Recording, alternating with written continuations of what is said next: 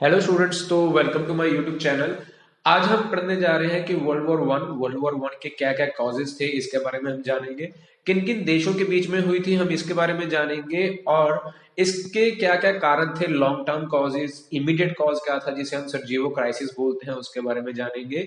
और देखेंगे कि जो नेशंस जीत गए थे उनको क्या मिला, जो डिफीटेड नेशंस थे, जो नेशंस हार गए थे उनको क्या मिला।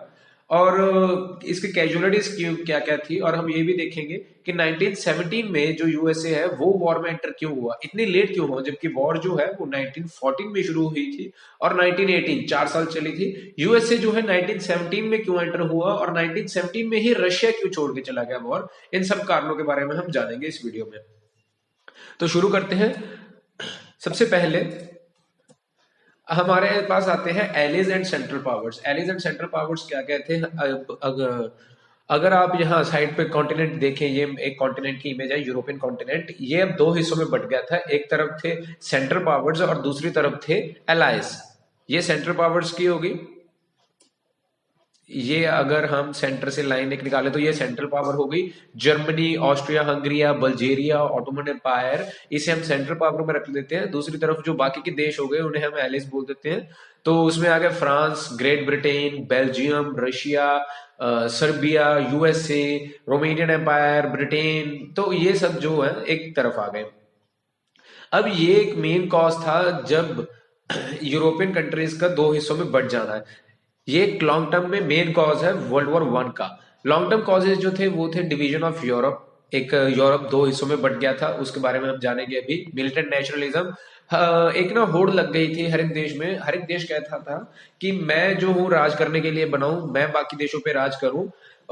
तो ये काफी मेजर प्रॉब्लम हो गई थी। हर एक देश, हर एक कंट्री ये चाहती थी कि ज्यादा से ज्यादा रिसोर्सेज मेरे अंडर हो, कोई दूसरा देश कुछ यूज ना कर ले, उसके रिसोर्सेज मैं यूज कर लूं। तो ये मिलिटेंट नेशनलिज्म बहुत ज्यादा बढ़ गया था। जो भी अंडर डेवलप्ड कंट्रीज थी उन पे तो डेवलप्ड कंट्रीज ने जाके अपनी कॉलोनीज बनाना शुरू कर दिया था। जैसे इंडिया पे ब्रिटेन ने अपनी कॉलोनी बनाना शुरू कर दिया था। और वो उस टाइम पे ब्रिटेन सबसे बड़ा एम्पायर था, ऑटोमन एम्पायर से भी बड़ा, रशिया से भी बड़ा, जर्मनी किसी सबसे बड़ा एम्पायर था ब्रिटेन एम्पायर। ब्रिटेन ने सबसे ज्यादा कॉलोनीज बना रखी थी बाकी के देशों पे। तो आर्मामेंट रेस, हर एक देश, हर एक कंट्री में होड़ लग गई थी कि मैं ज्यादा से ज्यादा आर्म्स बनाऊं, मैं ज्यादा से ज्यादा गन्स या वॉर मटेरियल बनाऊं, ताकि अगर कल को वॉर हो तो मैं पीछे ना रह जाऊं कोई। कॉलोनियल राइवलरीज हो गई थी, जो कॉलोनीज थी उनमें आपस में लड़ाई होने लग गई थी। बैल्कन इश्यूज हम पढ़ेंगे। बैल्कन नेशंस जो थे उनमें खुद एक लड़ाई चल रही थी पावर के लिए। तो मीडिया ने एक बहुत नेगेटिव रोल निभाया है इस वर्ल्ड वॉर 1 को शुरू करने के लिए। चाहे वो ब्रिटेन की मीडिया हो, चाहे वो जर्मनी की मीडिया हो, मीडिया एक बहुत ही नेगेटिव रोल निभाया है इस वर्ल्ड वॉर 1 में। क्योंकि मीडिया के पास पीपल को मैनिपुलेट करने का बहुत आसान जरिया होता है, क्योंकि वो एक मास मीडिया पे इफेक्ट करती है। जो मीडिया होती है वो काफी ज्यादा मास पे इफेक्ट करती है। वो अगर कुछ न्यूज ऐसी छाप दे जिससे लोग मैनिपुलेट हो सकते हैं बहुत बड़े लेवल पे। और absence of effective international machinery, जैसे आज के टाइम पे है यूएनओ, उस टाइम पे कोई नहीं था जो इन देशों के बीच समझौता करा सके। तो अब हम चलते हैं पहले कॉज की तरफ, जो है फर्स्ट डिवीजन ऑफ यूरोप। जो यूरोप है वो दो हिस्सों में बट गया था, triple entente and triple alliance. Triple entente में कौन कौन थे? रशिया, फ्रांस एंड ब्रिटेन, ये ट्रिपल एंटेंटे में थे। एंड ट्रिपल एलिस में कौन कौन थे? Germany, Austria, Hungary and Italy. ये हुआ क्या था, इन्होंने एक पैक्ट साइन किया था तीनों देशों ने। ये कहते थे, रशिया, फ्रांस एंड ब्रिटेन कहते हैं कि अगर कोई भी एक देश लड़ेगा तो दोनों देश उसका साथ देंगे लड़ाई में, वो खुद लड़ाई में आ जाएंगे। दूसरी तरफ जर्मनी, ऑस्ट्रिया एंड इटली ने एक पैक्ट साइन किया था। ये कहते थे कि अगर हम तीनों में से कोई लड़ाई करेगा तो हम तीनों उसका साथ देंगे, लड़ाई करेंगे। बट लेटर ऑन जब वॉर शुरू हुआ, इटली कायर निकला, इटली भाग के दूसरी तरफ चला गया, ट्रिपल एंटेंटे की तरफ चला गया। और ये बेचारे अकेले रह गए। जर्मनी, ऑस्ट्रिया, इनका साथ दिया था फिर ऑटोमन एम्पायर ने। ऑटोमन एम्पायर उस टाइम पे बहुत बड़ा एम्पायर था, वो छोटा नहीं था। बट आज के टाइम में ऑटोमन एम्पायर सिर्फ टर्की रह गया है। पहले टर्की के साथ और काफी देश ऑटोमन एम्पायर में आते थे। अब सेकंड ये अलायंस है, ट्रिपल एंटेंटे, ट्रिपल अलायंस के झंडे हैं सारे। देन हम सेकंड कॉज पे आते हैं, मिलिटेंट नेशनलिज्म। मिलिटेंट नेशनलिज्म में क्या था? This was the result of aggressive nationalism. हुआ क्या था, 1870 और 1871, 1870 टू 71 में एक वॉर हुई थी, फ्रांस प्रूशियन वॉर।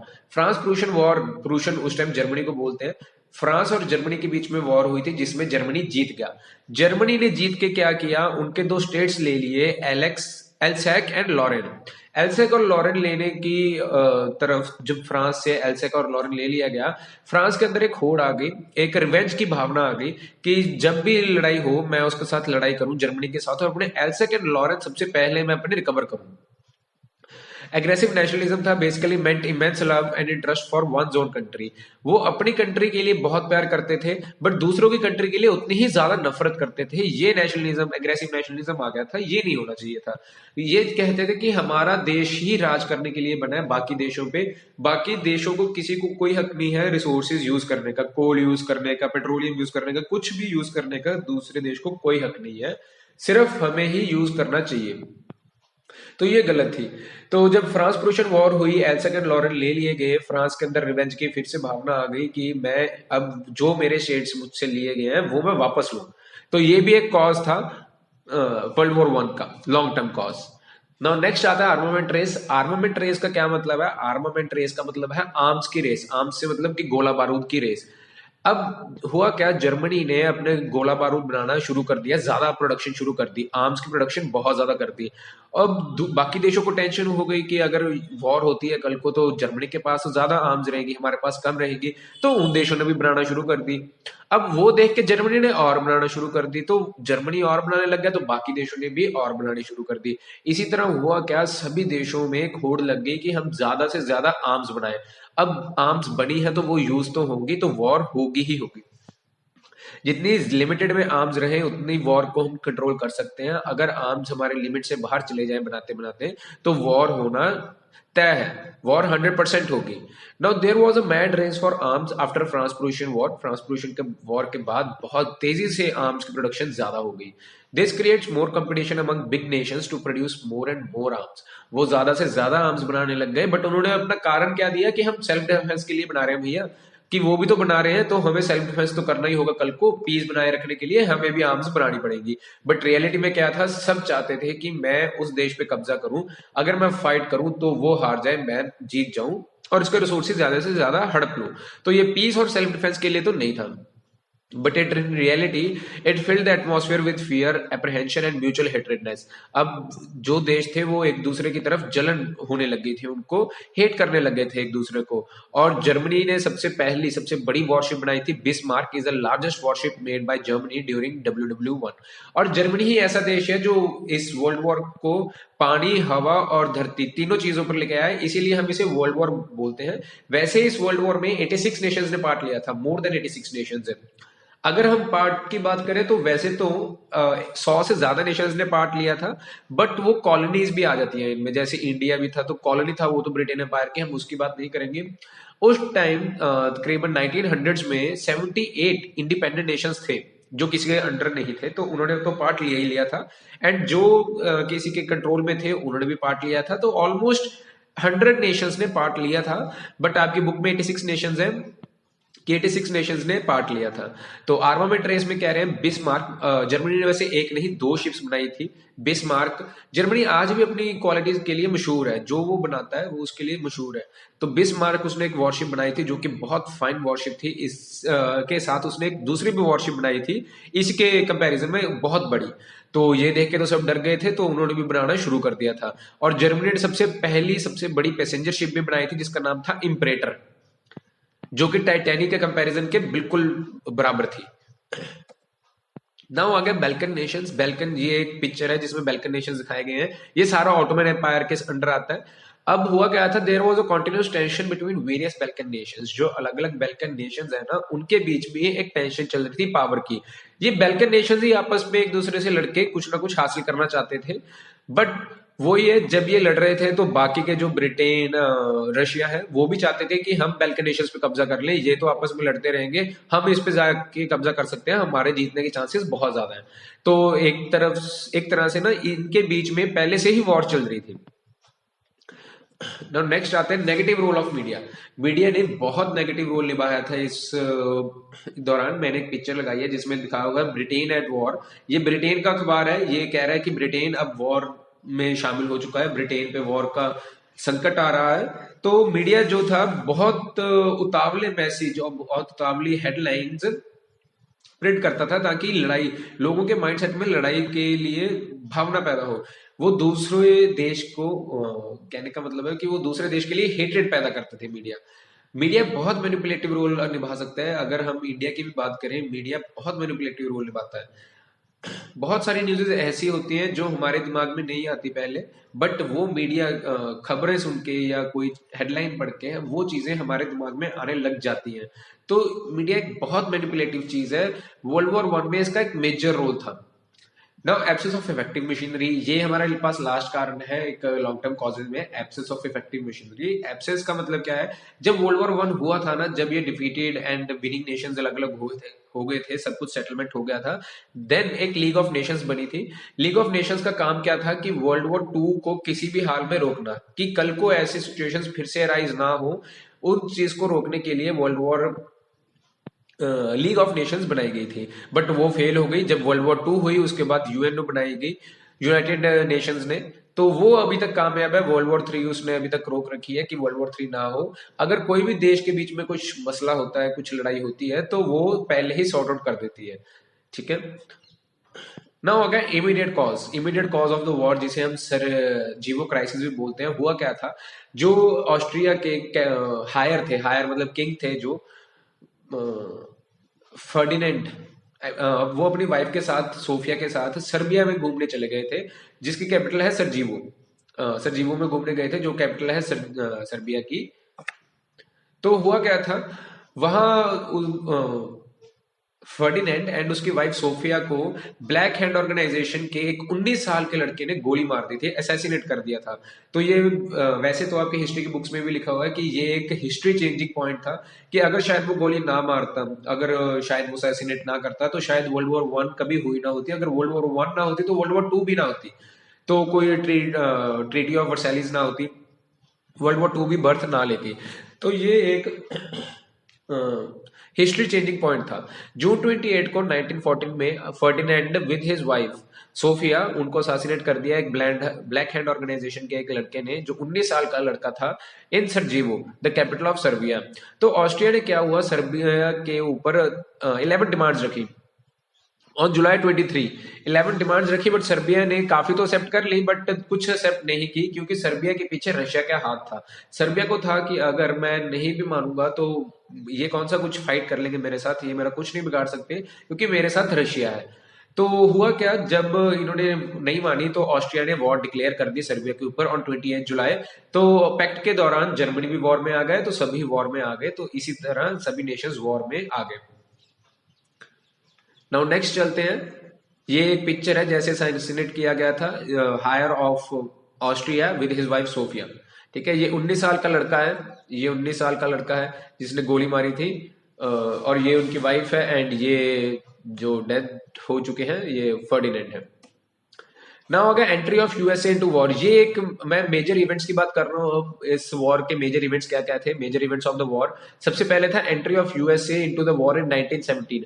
1917 में यूएसए वॉर में आया था। अब ये आया क्यों? वैसे जो यूएसए है वो वॉर में पार्टिसिपेट नहीं करता, सेकेंड वर्ल्ड वॉर में भी वो बहुत बाद में आया था, जब तक उसे उत्साह नहीं गया। ये आया क्यों था वर्ल्ड वॉर टू में आने का कारण ये था कि 1917 में जर्मनी की सबमरीज ने मजाक मजाक में एक शिप उड़ा दी, जो शिप जा रही थी इंग्लैंड से अमेरिका की तरफ। अब ये शिप में थे पैसेंजर्स, तो थे काफी सारे, अगर आप इस फोटो में देख सकते हैं 1260 डेथ हुई है। ये उस टाइम के न्यूज़पेपर की एक फोटो है, 1260 डेथ हुई है। इसमें से 128 अमेरिकन थे, इसमें से 128 अमेरिकन थे। तो ये अमेरिका को अच्छा नहीं लगा कि उसके 128 अमेरिकन को मार दिया गया, ऐसे ही मस्ती मजाक में जर्मनी ने मार दिया।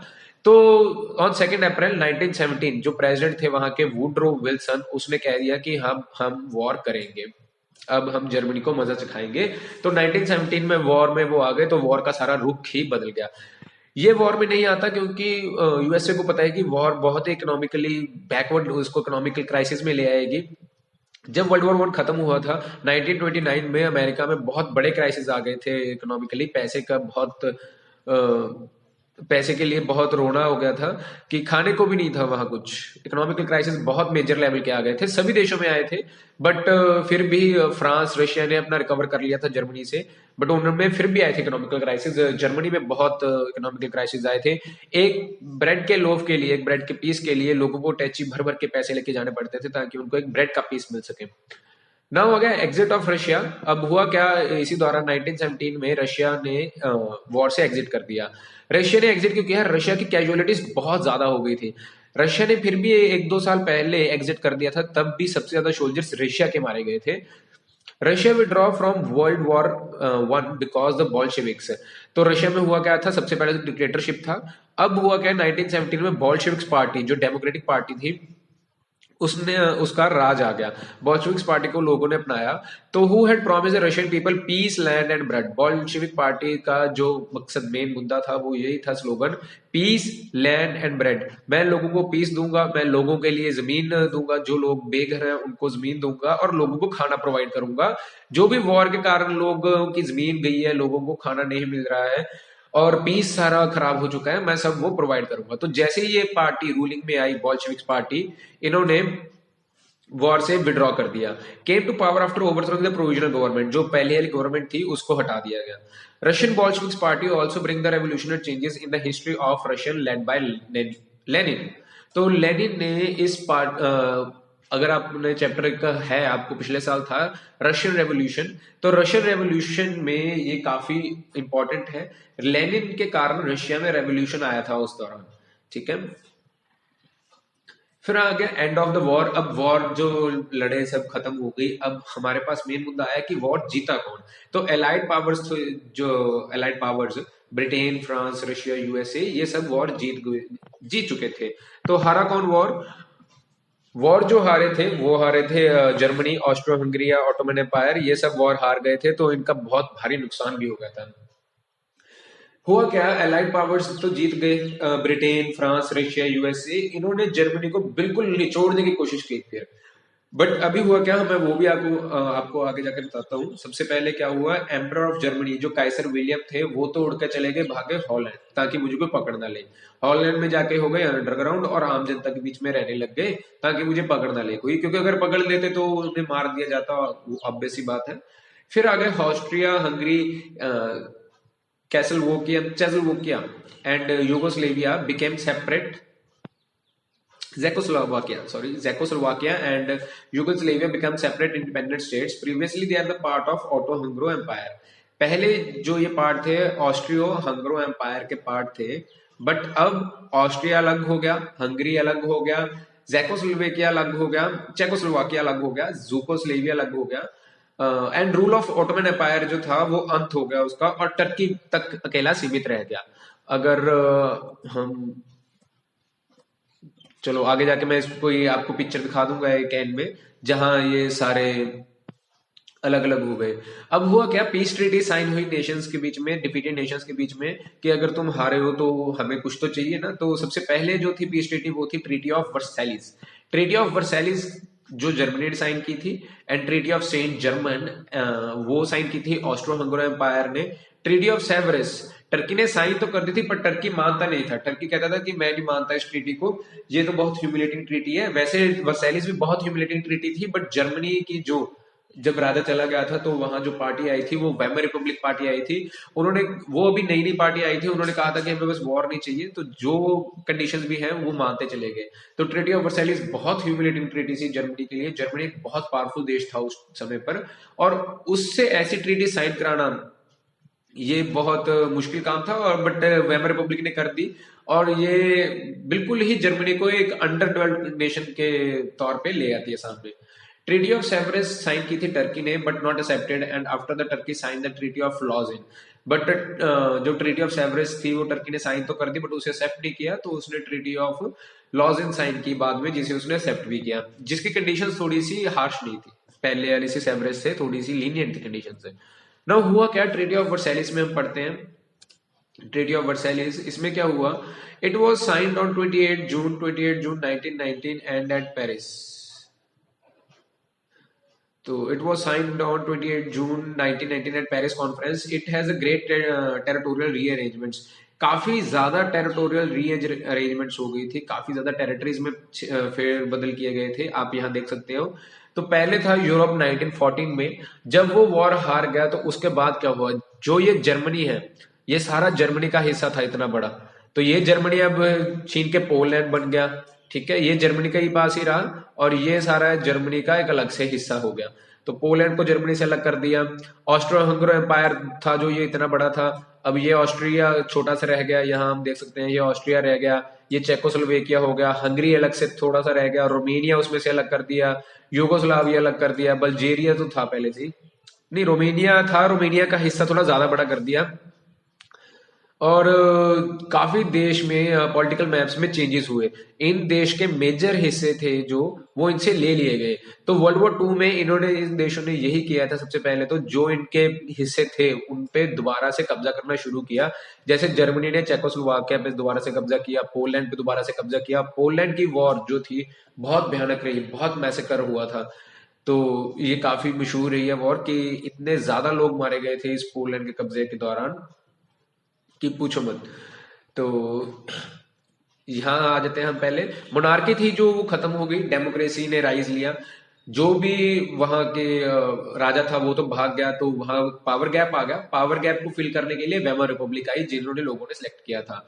अब जहां जर्मनी की मिलिट्री स्ट्रेंथ थी वो थी 1 करोड़, 2 करोड़ के आसपास लोग जर्मनी में शामिल थे मिलिट्री में। बट अब क्या रहा, अब पीस ट्रीटी में ये था कि जर्मनी 1 लाख से ज्यादा सोल्जर्स रख ही नहीं सकता। तो ये कितना कम हो गया, उसका 1% रह गया हिस्सा जो इसके पास पहले था। तो इतने कम सोल्जर्स के साथ जर्मनी क्या ही कर लेगा। और 15,000 मैन इन नेवी, एयरफोर्स बिल्कुल ही बैन कर दी थी जर्मनी की कोई एयरफोर्स उड़नी नहीं चाहिए। और नेवी में भी 15,000 बंदे, तो इसमें भी कुछ ज्यादा नहीं है, बहुत कम है ये।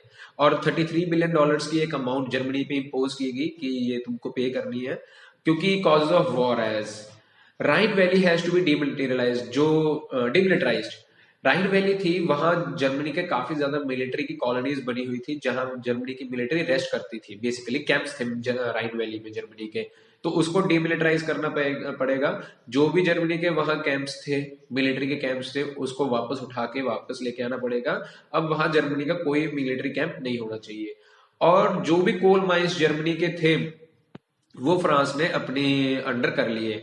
और तो और फ्रांस ने अपने देश भी वापस ले लिए, एल्सेक एंड लॉरेन, ये दोनों देश फ्रांस ने अपने वापस ले लिए। और तो और जर्मनी की कोल माइंस भी उससे ले ली, कि जो भी कोल है वो अप टू 30 ईयर्स हमें देना पड़ेगा, फ्रांस और रशिया को। तो ये है पॉलिटिकल मैप। पॉलिटिकल मैप में काफी सारे चेंजेस हुए, चाहे वो कोई भी हो, ऑस्ट्रियो हंगरी एम्पायर हो, चाहे वो जर्मनी हो, जर्मन एम्पायर हो, चाहे वो ऑटोमन एम्पायर हो। तो सारे ही एम्पायर जो थे, काफी ज्यादा चेंजेस आए इसमें। पॉलिटिकल मैप एक तरफ से बिल्कुल ही चेंज हो गया था, नई कंट्रीज आने लग गई थी बाहर। नाउ आए result of the war. Result of the war क्या हुआ, लॉस ऑफ लाइफ। तो मोर देन 80 लाख पीपल जो थे वॉर में, इसमें शहीद हो गए। 60 लाख से ज्यादा लोग जो थे वो डिसेबल्ड हो गए, यानी किसी का हाथ टूट गया, पैर टूट गया। और 1 करोड़ 20 लाख से ज्यादा बंदे थे जो वो वुंडेड हो गए, वो जख्मी हो गए।